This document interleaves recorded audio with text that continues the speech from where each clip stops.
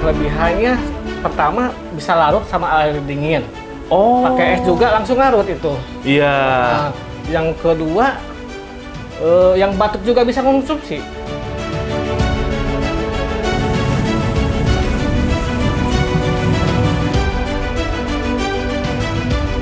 Pikiran yang mungkin ya dari perasaan mungkin ya segitu ukurannya, walaupun nggak diukur juga tetap ukurannya sama gitu.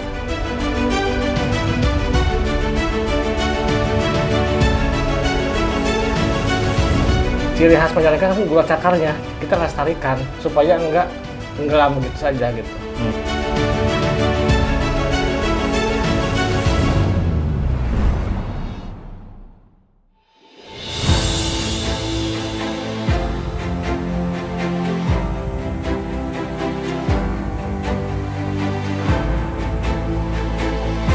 Halo Sobat Pesona Desa, kali ini saya lagi ada di Majalengka. Nah, di hadapan saya kira-kira ada yang tahu nggak ini apa? Kira-kira teng-teng, kue, bolu atau apa? Nah, ini adalah gula cakar khas Majalengka. Bersama dengan teman setianya nih, ini adalah satu gelas teh hangat tawar. Nah, di Pesona Desa kali ini kita akan cari tahu kira-kira masih ada nggak pembuat gula cakar di Majalengka sekarang? Dan seperti apa produksi dari pembuatan gula cakar? Sambil saya cobain gula cakarnya dimasukin ke dalam teh hangat ini.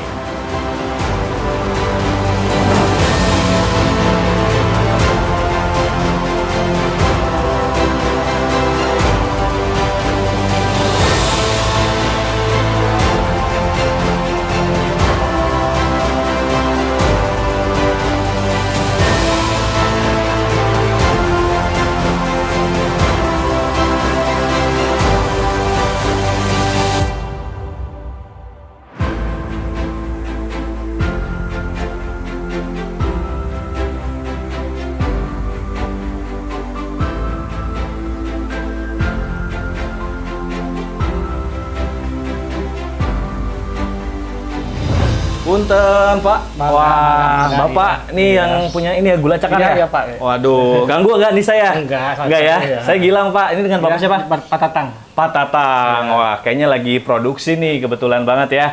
Pak, kalau boleh tahu nih, gula cakar itu apa? Gula cakar itu semacam untuk kopi bisa ya, untuk teh itu campuran aja, biar manis aja. Sama aja kayak gula pasir, cuma ini kan khusus untuk apa? Majalengka ya, khas gitu ya, gitu maksudnya. Oh, jadi Sobat Pesona Desa, gula cakar itu khasnya Kabupaten Majalengka. Jadi mungkin kalau boleh dibilang hanya ada di Majalengka ya? Iya, Majalengka ya. Oh gitu. Tapi kalau penyebutan istilah cakarnya itu dari siapa Pak? Nah, itu mungkin dari nenek moyang mungkin ya. Oh, jadi Bapak ini kan generasi kesekian mungkin ya? Ketiga, iya. Ketiga? Iya. Oh, generasi ketiga dan kebetulan sekarang masih terus dilestarikan nih gula cakar ini sebagai gula konsumsi juga sama aja kayak gula yang lain lah ya. Kemudian Pak, kalau gula cakar ini proses pembuatannya kayak gimana sih Pak? Ya. Sebenarnya mudah sekali ya kalau diukur kemudahan mah gitu. Pertama kan bahan bakunya kan cuma gula pasir aja, sama pewarna sama soda kue kan gitu ya untuk pengembangnya itu. Untuk kalau pewarna makanan kan untuk mewarna warnanya gitu. Tapi secara rasa kalau udah dikonsumsi hampir sama aja kayak gula pasir ya? Berarti sama aja ya? Sama aja, mungkin tapi ada kelebihannya. Nah, apa tuh kelebihannya? Kelebihannya pertama bisa larut sama air dingin. Oh. Pakai es juga langsung larut itu. Iya. Yang kedua, yang batuk juga bisa konsumsi. Oh gitu. Iya, jadi nggak akan bikin kambuh atau lebih soalnya batuk. Kan bahan udah diproses lagi. Iya. Jadi udah mateng lah gitu ya. Iya. Oh, jadi kalau misalkan Sobat Pesona Desa baru denger nih istilah gula cakar, perbedaannya seperti itu. Kalau gula pasir biasa dimasukin ke air suhu normal ya Pak ya, itu nggak akan larut, apalagi air es ya Pak ya. Kalau gula cakar ini bisa dengan larut. ukuran detik. Dengan ikut hitungan detik. Iya. Wah, jadi cepat juga ya. Langsung masukin, udah aja larut. Iya. Jadi mungkin lebih mengefisiensi waktu ya kalau misalnya mau bikin konsumsi minuman, khususnya minuman manis kayak gitu. Pak, Nih dari luar aja saya udah mencolok warnanya nih warna pink. Nah, kenapa sih warnanya harus warna pink, Pak? Ya mungkin karena untuk apa sih menarik konsumen gitu ya. Kita pernah coba dengan warna lain tapi kayaknya kurang. Oh gitu. Karena dia udah terkenalnya dari awalnya udah warna pink gitu. Dari dulu juga warna pink. Iya, Oh, sampai sekarang generasi muda ya pengen mencoba dan mencoba kan awalnya gitu ya. Jadi ya untuk menarik minat konsumen aja ya. Dari secara visual gitu, secara look gitu ngelihatnya, wah, inilah gula cakar khasnya gitu sampai sekarang di Majalengka ini ya, Pak ya. Oke. Nah, Pak, kan ini di belakang lagi masak ya berarti? Iya. Itu prosesnya berapa lama, Ya, Pak? 30 menitan ya satu kali olahan itu. Oh, bisa nampung berapa banyak, Pak, satu tungku itu? 10 kilo. 10 kilo. Ya. Bapak gulanya itu gula pasir biasa, Rafinasi. rafinasi. Iya, Nah, khusus itu saya untuk baru makanan. dengar, Sobat Pesona Desa. Rafinasi itu gula? Ulang untuk kue, untuk makanan, untuk Oke. ya untuk pengolahan gitu ya. Oh. Kayak itu. Itu suplainya dari mana, Bapak ambilnya? Langsung lah di pasar agen gitu. Di pasar ada ya. Nah, jadi memang ini adalah pengolahan dalam bentuk yang lain gitu ya, gula konsumsi ini. Jadi gula cakar ini punya kelebihannya ya tadi itu, mudah larut di air suhu yang normal seperti itu. Nah, Pak, nih saya penasaran juga pengen lihat-lihat, mungkin sambil lanjut ngobrol lagi, saya silakan. pengen lihat-lihat ini yang udah dipotongin kayaknya ya, Pak ya. Iya, silakan. Oke. Iya. Yuk.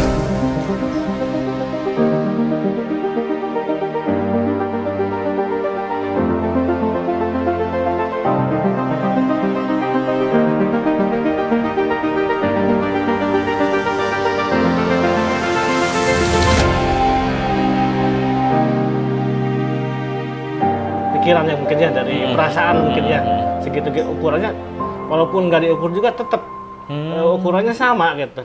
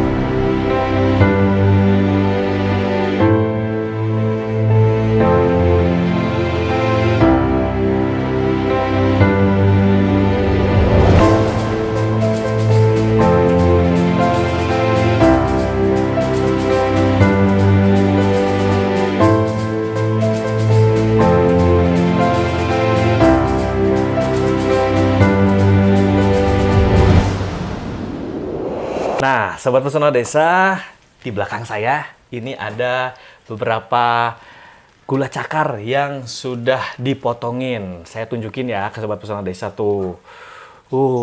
Seger-seger ya, warnanya cantik juga, warna pink, Pak. Aduh, ini masih anget-anget nih ya. Tadi habis dipotongin berarti, Pak ya, Iya. sama karyawan ya. Ini biasanya kalau ukuran sendiri memang sebesar-besar ini kotaknya atau ada ukuran lain, Pak, untuk dijual tuh? Ukurannya sebesar gitu, soalnya kan satu harga ini. Oh, jadi Bapak memang satu harga, satu bentuk yang Iya. ke pasar tuh ya. Itu berarti kalau untuk satu kotak itu Iya. dikemas lagi atau gimana tuh? Kita nggak jual satuan. Nggak Kita jual masukin lagi ke pasar, dia yang ngemas sendiri gitu. Oh, jadi Kita Bapak ngejual produk aja gitu. ngejual produk karena di rumah produksi langsung disuplai ke pasar atau misalkan agen-agen agen-agen gitu. yang akan menjual lagi gitu ya, Iya. Pak ya. Oh, iya iya. Nah, biasanya Pak kalau udah kayak gini itu ada tahapan atau proses yang lainnya nggak? Enggak, langsung aja. Langsung. Pengemasannya pun di sini. Pengemasan ya agennya itu. Di agen berarti maksudnya kalau dari sini Bapak udah tinggal ngejual masukin. satuan aja, ngejual satuan. Oh, iya. Kita iya. kalau agen butuh 1000 buah, kita kirim. Lah yang 2000 kita kirim gitu. Dia yang ngemas sendiri, dia yang nge-share sendiri gitu. Oh, biasanya Bapak berapa banyak sih yang diproduksi selama sehari? Sehari mungkin antara 3000 biji ya. Wah, 3.000. Mulai produksi untuk biasanya rata-rata dari gitu jam berapa kita kan nggak tahu yang nama jualan ya. Ada surut. Kita lebih rata-rata aja gitu. Rata-rata 3.000 biji. 3.000 biji ya. Kurang lebih berapa karungan berarti ya Pak ya? Apa gua bahan baku ya? Gimana? Enggak, kalau udah jadinya gitu. Kita kan pakai baku ya. Oh, satu baku. Pakai kardus gitu. Pakai kardus. Ya, gitu. Oh. Jadi itu tiap hari berjalan tuh Pak produksi. Libur ya. Makan juga nggak libur kan. Saking udah terbiasa memproduksi dan juga mungkin dulunya berarti memang gula cakar ini udah terkenal di Majalengka dan sekarang juga mungkin produksi masih tetap ada ya konsumennya yang menunggu gitu. Kita kan yang namanya di daerah Pak ya, kita kan ada ke sawah, ke yang bangunan-bangunan gitu, itu kan praktis. Dengan harga terjangkau, murah kan kayak gitu. Oh, nah Pak, tadi kan ini bahannya itu dari gula rafinasi, gula pasir. Terus kalau udah dibentuk, diolah sedemikian rupa menjadi gula cakar, itu berarti secara volume atau ininya jadi nambah, jadi banyak. Jadi banyak. Berapa kali lipat Pak? Antara 3-an ya, kan 3 kali lipat. Pakai air ya, terus pakai pengembang soda kan gitu ya. Iya, jadi 3 kali lipat ya. Kalau 10 kilo ya berarti 30 kilo ya. Wah, jadi lebih besar ternyata ini ya. Jadi kalau misalkan perbedaannya ya kalau misalkan orang nanya gitu ya, gula pasir dengan gula ini selain tadi salah satunya untuk melarutkan lebih cepat, ya mungkin dari segi ini kalau Bapak sebagai pemproduksi lah, produsen, itu keuntungannya lumayan juga ya Pak ya? Alhamdulillah cukup buat beras. Iya, dari volumenya aja secara bahan sampai udah jadi berarti jadi lebih banyak gitu kan ya. Nah tadi kan kalau ngomongin soal volume yang bertambah 3 kali lipat nih Pak ya, ini yang udah jadinya. Ini kayak ini Pak kalau saya lihat pertama tuh. Balok, gabus gitu ya gimana? Iya, kue bolu, kue apem, jadi ada serat-seratnya gitu loh. Nih saya tunjukkan ke Sobat Pesona Desa. Jadi bentuknya kayak gini. Kalau dari jauh tuh kayak kue bolu warnanya pink, rasa stroberi gitu kan. Terus ada serat dan juga porinya gitu. Boleh saya cobain? Boleh, iya. Jadi biar saya tahu rasanya kayak gimana sih sebelum dicampur sama air atau bahan minuman yang lainnya ya. Gula cakar ini. Oke, kita cobain ya, Sobat Pesona Desa. Langsung aja kali.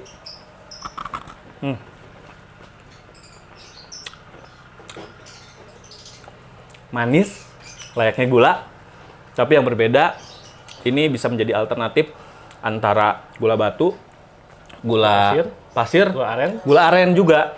Jadi secara pengolahan juga lebih efektif gitu. Itu mah pilihan, kembali lagi ke konsumen ya Pak ya. Nah Pak, tadi kan Bapak bilang kalau bahannya dari gula pasir, rafinasi, itu satu karung itu bisa menghasilkan berapa balok kayak gini Pak? Rata-rata kira-kira? Kita jadi 2.500 balok ya, biji. Satu karung kira-kira satu karung gula untuk bahan baku jadi 2.500. Iya. Wah, kalau dikarungin lebih dari satu karung atau ya? Jadi 3 karung gitu. Kita kan ngembang gitu ya. Jadi emang berarti lebih banyak lah, 3 kali lipat dari bahan baku yang disiapkan seperti itu. Setiap hari ini produksi apa ya? Jadi proses terakhirnya itu adalah pada saat pemotongan. Itu pemotongannya dikira-kira nggak atau misalkan asal bentuknya balok aja, acak gitu? Dikira-kira kan kalau udah tenaga ahli kan udah bisa dari pikiran yang mungkin ya, dari perasaan mungkin ya. Segitu ukurannya, walaupun nggak diukur juga tetap ukurannya sama gitu.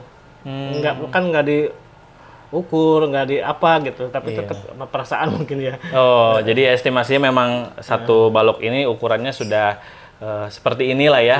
Jadi udah terbiasa kalau walaupun itu bagian pemotongnya juga udah ahli gitu, langsung tek aja gitu ya Pak ya.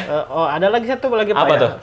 Kita kan yang namanya bahan baku kan ada naik ya. Iya. Kita kan harga bahan baku kan naik gitu ya. Tapi gula cakar tetap harga sama. Gimana caranya kita dikecilin pemotongannya, tapi harga tetap segitu.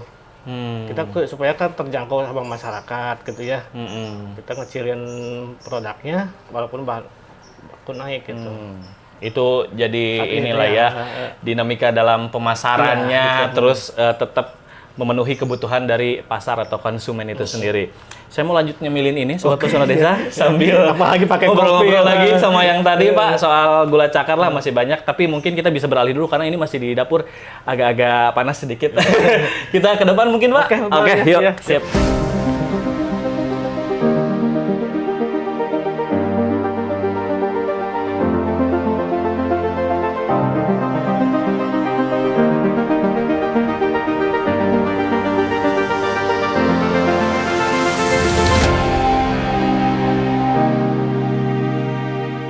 Ciri khas Majalengka kan gula cakarnya, kita lestarikan supaya enggak tenggelam gitu saja gitu.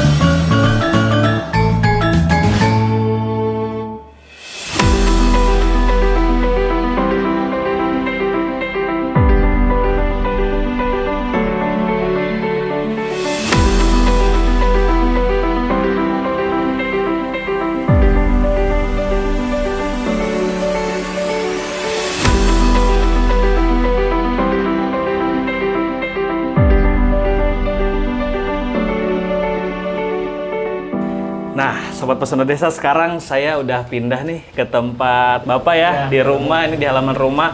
Kebetulan di depan udah sama teko dan juga ini gula cakarnya nih udah dikepiringin ya Pak ya. Tapi sebelum saya mungkin nanti bisa cobain, mau tanya dulu Pak, kalau sejauh ini pemasaran dari produk gula cakarnya ini Bapak dari rumah produksi ini kemana aja Pak? Di Majalengka kan ada beberapa pasar setiap kecamatan ya. Kita masukin ke sana. Ada juga yang ke minimarket, ke oleh-oleh Majalengka. Kita masukin ke sana gitu. Ada berapa banyak Pak sekarang ini sejak Bapak merintis sampai dengan sekarang yang udah jadi agen tetap gitu? Satu pasar berapa ya? Mungkin 20 kok. 20 agen gitu bisa ya? Satu pasar bisa ya? Ya.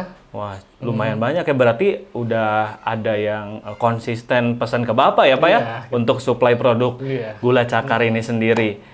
Nah, kalau untuk harga tadi itu satu balok itu dari Bapak dihargainya Rp350.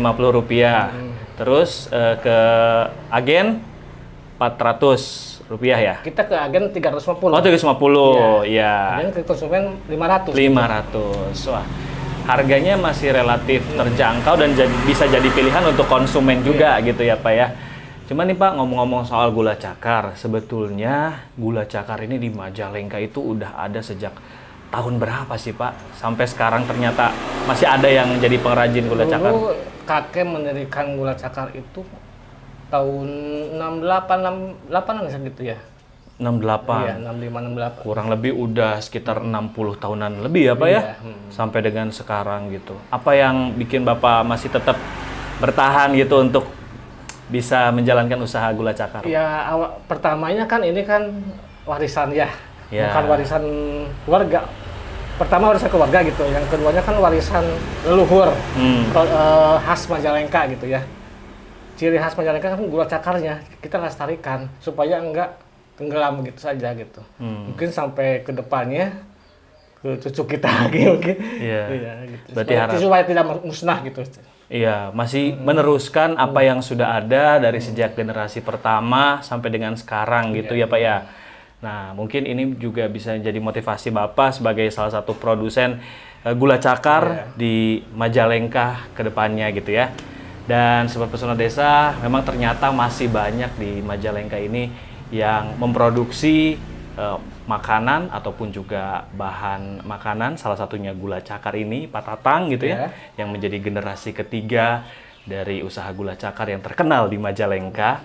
Namun mungkin sekarang semakin ke sini semakin tidak banyak atau merosot seperti itu ya Pak. Tapi di balik itu semua, melalui semangatnya, mudah-mudahan produksi gula cakar ini tetap terkenal di Majalengka, bahkan mungkin suatu saat bisa lebih luas lagi begitu ya. Ya kita kendalanya gini Pak ya, kendalanya sama sasetan gitu ya. Iya. Kopi plus gula, kopi saset gitu. Iya. Kendalanya kan sekarang kan banyak di pasaran kan. Ya, tidak menutup kemungkinan suatu saat bisa lebih berinovasi lagi dari segi kemasan, harga, dan juga lingkup pemasaran supaya konsumennya lebih banyak lagi ya Pak ya.